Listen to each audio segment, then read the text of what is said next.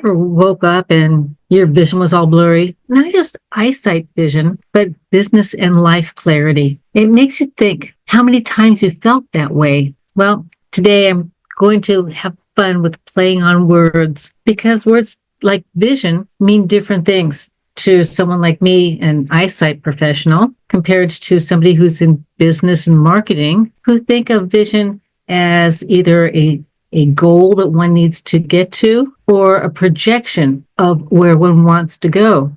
And that's what I'll be addressing in this talk today, along with betrayal, not only relationships in ourselves and in our vision. What is the best betrayal that we can think of? The Ides of March, where Julius Caesar wasn't paying attention to the signs of the huge betrayal of his dear friend Brutus. Well, I titled this The Eyes of March because we need to look at the betrayal that we have in our vision and the lack of clarity, and to spring forward into looking at how we can see the signs so that we don't get caught in the same trap, in the same situation as Julius Caesar did. We want to have an opportunity to enjoy spring, wake up to clarity, and moving forward with our vision. So why is this important?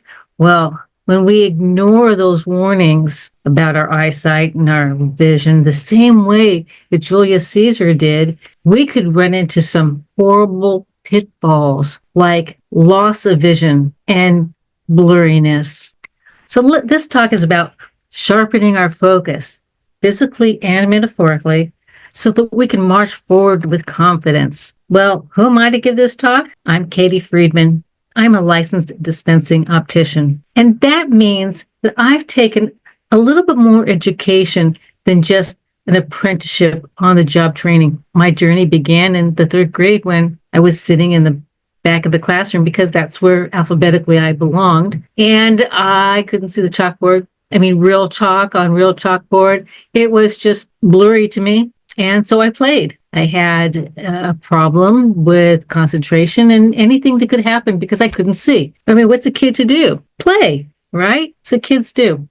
So it was during a parent-teacher conference that I learned that I was standing right there between my parents, and I overheard the teacher saying, your daughter's going to need to repeat the third grade unless we take some active proactive measures. So my mom took me to the eye doctor, and I picked out a cute little pair of pink cat eyes because that was the rage back then.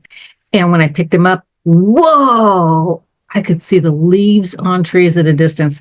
I think some of you have had a similar experience this sometime in your elementary years that you had to get your first pair of glasses, and there's nothing like a kid picking up glasses for the first time and seeing that clearness of the leaves on trees. Maybe that's why I flunked art in kindergarten. It doesn't matter. I graduated elementary school and high school, enjoying physical education, having problems academically, but I always loved science. In college, I took physics, and I enjoyed optics so much. I don't even remember studying for it. And so I got my first academic A. Wow. My father gave me his pearls of wisdom. I can picture it so clearly. And I don't know how many times that you may have been able to do that, where it's a turning point in your life and you could just remember it, and where everybody was standing. My dad was over the stove making a signature omelet. And I'm in the hallway, the doorway. And I said, hey, Dad, I got my first A in physics, and it was in optics. He said, well, why don't you get a job in that area and see if that's something that you want to do? Because you want to be employed in something where you don't feel like you're working. It's the joy in life. So I did. I found an optometrist whose secretary was leaving on maternity leave. I took that position and I loved it. Read his academic books, realized that I did not want to go 4 more years in college, went to optical school at night, and really excelled in contact lenses. Loved it. Got an opportunity to work for the teacher who had a business in a hard contact lens manufacturing facility. Now, for some of you oldsters, you might have remembered those old-fashioned hard contact lenses. Well, it's an art and a science to fit these rigid contact lenses. And here I was in the lab helping manufacture these lenses. And so I learned how to change the different curves and this and that to make it comfortable so a person can see really well. It was at that time that the teacher said, you just do so well with glasses and you have experience in this. I want you to put together an optical department for me. So I did just that. And even though I had leadership skills in elementary school, president of the girls athletic club, and have been in leadership up to that point, this took on a whole new tone in a business, in building a business and growing a business and knowing what all of that looks like and how to manage a business. Well, at some point that the lease on that building expired, I needed to find a job elsewhere. I moved to San Diego and again, built an optical department within a medical clinic, managing and running an optical department, and did that for several years until managed to boot out the doctors, and there's now a police station in that place. Anyway, most of my career has been, if not creating an optical department for an ophthalmology practice, it was taking a department that was failing, using the foresight and using the tools to build it up to make it a profit center. Hopefully that gives you some insight as to why I'm giving a talk such as this, incorporating all of the elements of vision. So the big question I have for you now, since you know a little bit more about me, is, are you seeing clearly, or are you walking into your own blind spot? I know you know what the blind spot is. And when I was doing the business, what I didn't realize at the beginning was that there are these places that you can't see anything in the business at the beginning, that you learn to find out how to navigate around it. Or there are places that, and this would be considered a blind spot, for example. And then there are places in our business that it's just blurry. We don't understand, what is it going to take to get clarity? What tools do I need? What resources do I need? So that's what I do. I work with fabulous people like you who are experts in your own right to find out how to navigate around those blind spots and make the prospect and the vision with some clarity. So let's take this season of spring and make it a season of clarity. But are you still willing to get stuck in the winter fog? This is the question, are we ready? Are we ready to say, okay, I see that I don't see it. I live in Hawaii. But when I lived in Billings, Montana for a while, and it snowed and it was cold, I could see those icicles dripping and the weather changing. Oh man, what a difference. And some people were stuck in that winter paradigm. And that's what I'm asking you. Are you milking that winter paradigm, or are you ready to do some spring cleaning? Well, let's heed some signs, physical signs like a vision when we have to make a change. So for example, digital eye strain. Oh my gosh, we're sitting at the computer. How many hours a day? Not just 2, not just 4, but 6, 8, 10 hours. If it's not the computer, it's the cell phone, the television. They're all electronic devices that are emitting these wavelengths that are adversely affecting not only our eyes, but our being. And the combination of the blurry vision, the eye strain, the headaches, the dry eyes, the red eyes, they now have a medical diagnosis for it. It's called computer vision syndrome. So you go to the doctor, male, female, it doesn't really matter, and share all of these symptoms. And the doctor most often recommends eye drops, sometimes a little bit more than that. Sometimes warm water compresses or something. Again, that's each individual doctor does their own thing. I want to give you a tip. May I give you a tip? Oh, thanks for asking. The tip to maximizing just getting an eye drop, whether it be over the counter or prescribed, is make sure that it really works. And my tip is make sure you only get one drop in and it mixes with your current tears. Take your middle finger, your long finger, hold down your lower lid, and take your pincher finger and your thumb, pinch the eye drop, hold it, and take your one drop. Close your eye, take your clean hands, pinky finger, and gently do a massage of a figure eight, lazy eight, or infinity. What this is going to do is it's going to take the tears that you have, whether they've separated or how they've separated, and it makes it all come together, much like vinegar oil and oil dressing. You have your vinegar, you have your oil, you have your little spicy thingies or whatever. And if it just sits like that, when you pour it on the dressing, how good is that going to be? Whatever. But if you shake up the bottle, you get all of it combined. Then when you put it on the salad dressing or whatever you're going to put it on, it's going to flow more easily and it's going to be much more of a balance. Same thing. So when the doctor prescribes the eye drops, remember, take action on something you've learned so that you're not just going through the action of putting in the eye drop, that you're getting added value out of it. Well, in taking a proactive way of taking care of your eyes is the 20-20-20 rule and blink.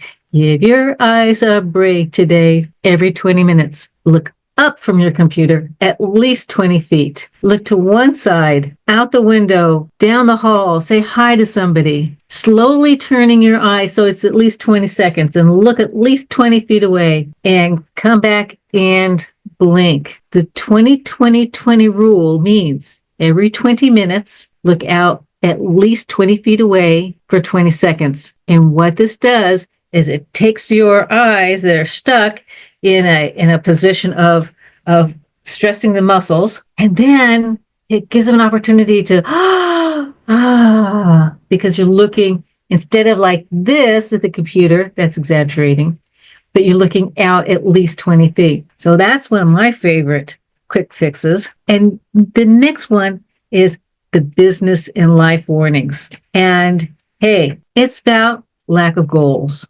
If I look at it again with the perspective of figuring out in eye terms, if you don't see an eye doctor and you have problems, nothing's going to get fixed. You see you have blurry vision with your eyesight, go to a doctor, an optometrist or an ophthalmologist, get your eyes examined, get yourself the tools that's needed to fix that blurry vision and move on. Well, in life and business, if you procrastinate, yeah, you knew I was going to use that P word, didn't you? If you procrastinate, you're not going to be able to get to that goal. I mean, if the goal is to, I'm going to use an example. If the goal is to clear the desk, looking at the pile of papers is not going to make a difference. You can look at the pile of papers and it's still going to be a pile of papers. Or you can say, okay, I'm not going to procrastinate anymore. I'm going to put that pile of papers into organized stacks and then file those organized stacks. When there's a will, there's a way, right? But if it takes proactive action. So let's go on to the next one. If you need to get this pile of papers done and your gut says, oh my gosh, there's so many different areas. What do I do? And I'll just leave them there. And if your gut says, no, don't leave them there, do something bad. Do what your gut says. If you look at it and you go, oh my God, it's a pile of bills. And your gut goes, oh my God, if I don't pay these bills, I'm going to have late fees.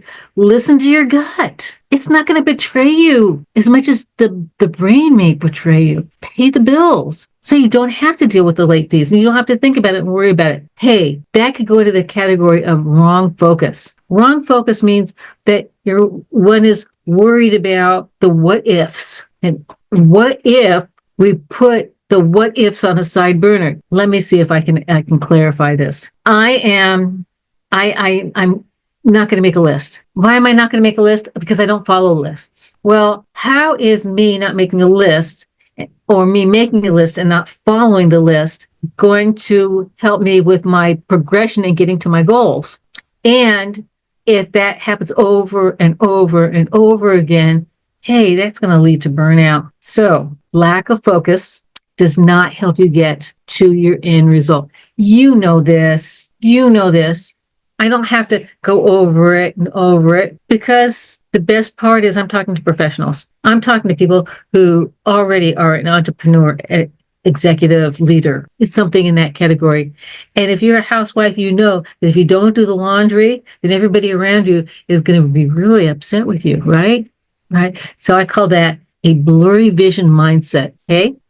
One can react or they can become a visionary.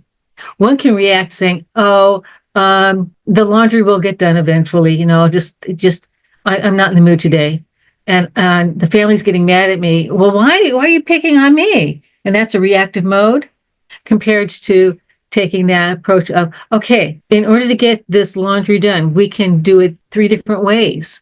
So that's being a visionary, and looking at that perspective in the sense of, okay, if we do the majority of the laundry over the weekend till it's zero, then make sure that you coordinate your clothes so that you don't run out by midweek. And if you do run out of clothes midweek, then who's going to take the responsibility to make sure that the laundry gets done? And that's part of lifestyle options and opportunities. So my question to you is, are you stuck in the fog or are you stepping into your clarity? I hope you understand what I just said. Because if one is stuck in the fog, they're not allowing clarity into their life. You could step through the fog. You can dance out of the fog. You can do somersaults out of the fog. There are lots of different ways of getting out of the fog and stepping into clarity. It's creativity and being a visionary. So what would you change if you could truly see where you were going? And that would be without the distractions or self-doubt. The distractions of FOMO, fear of missing out. Hey, I know that one really well. I've done that one for years. So focused on not wanting to miss out on anything that I didn't get any of my stuff done until now. I got it. I can't do it. There's been so many times where I've said to myself, "Oh, I can't do this. I don't understand. I don't get it." Hey, that line might have worked when I was in elementary school, but it doesn't serve me now. Why? Because there are accountability groups. There are coaches. There is YouTube. There are opportunities for clarity. This is where I'm supposed to basically share with you my success stories. And I have a lot of them, and most of them are eyesight related. And I was thinking, what would be the value of me sharing just a couple of my eyesight successes? And I was thinking, well, what do you want to hear? What would make a difference for you and how I help people? I can tell you that I was on a call with one of the people in my marketing group who was complaining of headaches. And we had a consultation call. And she says, I really don't need your services. I mean, I don't even know why I went on this call other than it was a free gift. And after a little bit of time, I asked her a couple of questions. And I asked her a very simple one. When do you wear your glasses? When do you experience the headaches? And when does your body and mind go into fatigue? The result of asking those questions resulted in her wearing a different pair of glasses. She had 5 glasses in front of me. And then I shared with her the value of the different pairs of glasses, the different prescriptions, the different reasons for the magnification.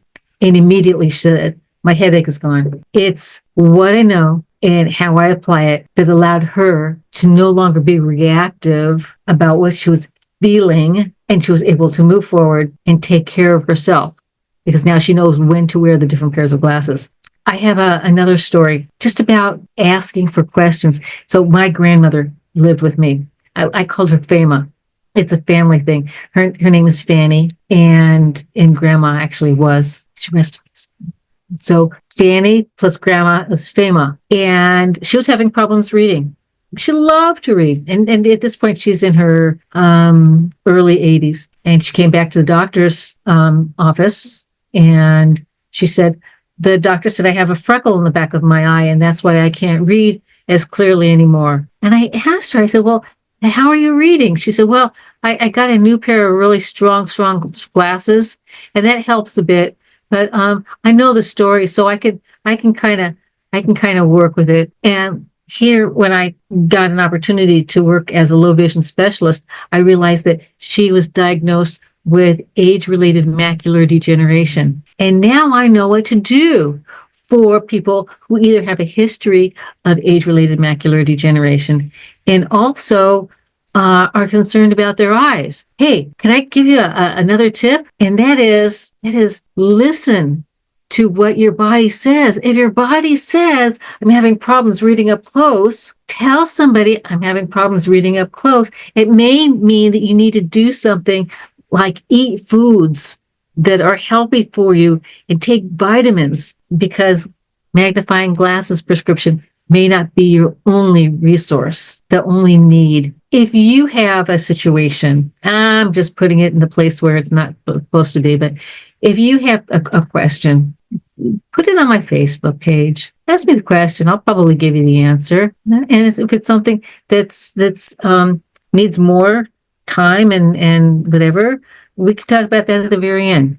So the place of me sharing the couple stories is about cooperation, collaboration. The place of if a person is stuck, there are a lot of different ways to get unstuck, and especially if a person is stuck inside the house because they can't go out because of the snow or whatever, there are ways to navigate around that. And if we don't ask, we don't know. Those are the warning signs. Excuse me, that we sometimes betray ourselves by not taking the opportunities to learn from others. Like when I started business and I needed help, where do I go to besides YouTube? Back then there was no YouTube. Anyway, I have a quick ask. Have you ever ignored the warning signs, thinking that it would just get better, that your eyesight vision would just get clearer on its own? Your business problem, oh, it's just early growing pains, or the relationship in the home, oh, it will blow over. Well, what if it doesn't? Let's talk about options. There are different ways of marching forward to clearer vision. And I'm going to address the three. The eyesight, and that's about protecting and strengthening your vision. Hey, spring cleaning for your eyes include adjusting the screen brightness when you're zooming so much. If it's during the day and you're working, I mean, there's so much more than I do besides zooming. I mean, I'm in Excel with the bookkeeping, and I'm in this software program for funnels, and I'm on all day long, right? There's a feature inside in the settings of your computer. It doesn't matter the brand of the computer. And go into display. There will be two important things. I'm just going to go over the display and those two things. There's a whole lot in there that I can share with you, but for right now, the brightness during the day when it's bright and we have a lot of light, it may not need to be so bright. At night, I have adjusted my computer so it goes into night mode at 6 p.m. at night, and it turns off of night mode at 6 a.m. You do whatever timetable works for you. What it does is it allows our eyes to shift, to be more relaxed when it's in night mode. The color is more of a golden color. Some people just don't feel comfortable. Again, go with your gut, but it's a lot more soothing to your eyes. It's kind of like for your eyes. Sometimes the brightness needs to be a little higher when it's on night mode compared to then when it shifts over into daytime mode, that brightness may be, whoa, too bright. And then you can take that and bring it down a little bit. So several values of this night mode. Number one, it protects your eyes from those low rays being emitted and affecting the eyes. Possible reduction, no proof. But there's a really strong possibility that when it's on night mode, that it's going to protect your eyes against premature cataracts. No proof. Just needing to say it's part of something that we discuss. And also, it does help with increasing the opportunity to sleep better, increasing the circadian rhythm when sleeping. Next element on this subject is increasing natural light exposure. The vitamin D is so important. And if you can give yourself the opportunity to just go outside, besides going outside and walking and all of that, which is really good for our body health, the natural light is really good for feeding the health of the eye. And in that respect, health of the eye, and I call that eating for your eye health. my childhood cartoon favorite was Popeye the Sailor Man. Choo choo. And he would promote spinach. Well, guess what? Spinach is one of my number one foods for your vision. Dark leafy greens have the highest amount of lutein and zeaxanthin, which are really good for feeding the macula, the target in the back of the eye. Also, foods high in omega-3s and vitamin A. So it's not just about nuts. I mean, it's not just about carrots. You can include nuts. My favorite nut is pistachio nuts. You saw that coming, didn't you? Okay, next, mindset shifting from sight to vision. Did you ever consider the thought that eyesight, is how we see, but it doesn't interpret what we see? It's the brain that interprets what we see. So I usually say the eyeball is like a camera, and how to read the picture, it happens in the brain. We need the two together, and there's actually a visual pathway that kind of brings the two together. So what kind of sight is in front of you? I call that myopia. Do you have a myopic perspective where you only see what's in front of you and ignore the distance? Or are you farsighted and you see distance vision really well and you have problems with close-up goals? Or do you have mixed astigmatism, which you have astigmatism, which means you've got to see here and you got to see here, but we look straight ahead. You got to find a way to bridge these two to have them come together so that you can see things in bright, crisp perspective. So in the concept of mindset shifting, seeing beyond what we are born with at this time in our life, in order to see beyond that, we need to have glasses, contact lenses, eye surgery. There's a lot of little steps, and that place of the mindset of anticipating, what do I need next? What am I going to do to strategize to hit these different goals, these different benchmarks? And that's what life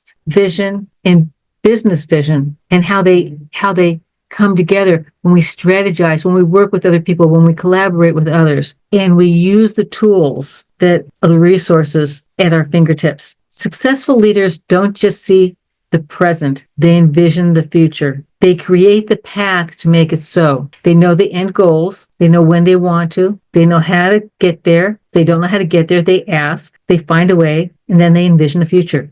Sounds simple, doesn't it? So in creating your clear plan to growth, what do you need to refocus on this season? Going into spring, what distractions do you need to get rid of, to clear into your life? And how will you step into the light instead of staying in the fog? Walk through it, walk around it, skip, jump, whatever it's going to take. And are you going to do it? Knowing about it and doing something about it are two different things. If you want to enhance your actions and get big results, it's the simplest things like Kaizen. One shift to focus can completely transform your future, because you can get stuck in a rut, but just shifting just a little bit gets you out of the rut and recognizing it. You don't need a new life. You don't need a new body. You just need to have a clear lens. So how do we do this? One is to stop guessing and just start clearing. You know what I'm talking about.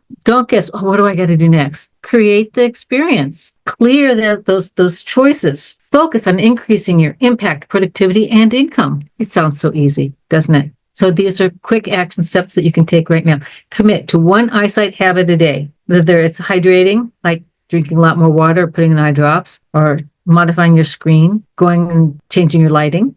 Choose one mental clarity habit, like journaling. Many of us have been on many calls that talk about the advantages of journaling, and setting clear goals and eliminating the distractions. The distraction of the desk that has a pile high of papers that just need to be filed. That place of procrastinating that doesn't work, feeling in your gut and moving forward. And that's number 3, is setting a visionary goal. One thing to focus on this spring that will transform your life and your business. Final thoughts. Spring isn't about blooming. It's about seeing clearer when you're growing. Your future is waiting. The question is, are you looking at it through the right lens? March forward with clear eyes, a focused mind, and a visionary heart. Click on the link to get your Blurb Buster book and video series. That's my gift to you. Help you spring into action and see clear. If you are a smart, savvy business person, entrepreneur, leader, then you'll want to do what smart people in this industry are doing now. And that is getting that VIP ticket and then following up with all those amazing VIP gifts. And that's where I'm sharing with you that my VIP gift is amazing. It's a the Digital Eye Strain Survival Kit. It's a book. It's an easy read. I know, because I hate to read, and it's an easy read. And it's not that I hate to read. I'm just not very good at it. I'm really slow. You get the picture. And use it. Apply it. It's going to make an amazing difference. Okay, how do you take care of the blind spots in your life? You turn your head and march forward.